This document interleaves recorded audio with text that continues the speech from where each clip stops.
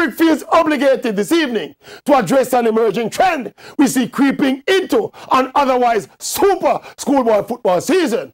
We saw it pop up in both Ben Francis Cup semi-finals over the weekend.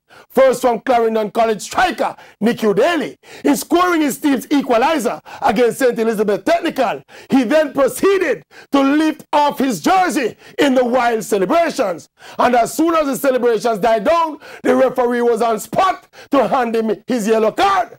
Later on in the same game, Clarendon College easing to victory at 3-2 in extra time. With seconds on the clock, the CC skipper swept in goal number 4, and in no time, off came the jersey in the wild celebrations. And like clockwork, yellow card was out, which was his second, which means an automatic red.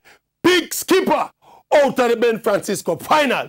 And it's not done yet, because in the other semi-final, Karim Paris, the Dint Hilltop striker, hit the late game winner against Rossies. And again, the jersey was off in the celebrations.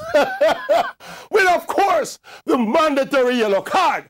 Now, I personally think it is foolish to yellow card a player for taking off his jersey in celebration.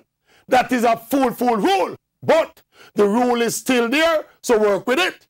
And the very nature of the offense, the fact that they have to pull so hard to get the shirt over their head, to get it off completely, that means it is not fully instantaneous. So I think it's a premeditated offense that can be avoided. One of the stupidest yellow cards to get in football.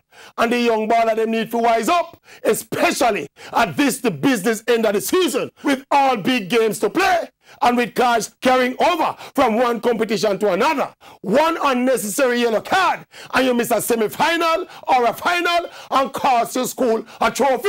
Baller, who think that good yellow card? Yes.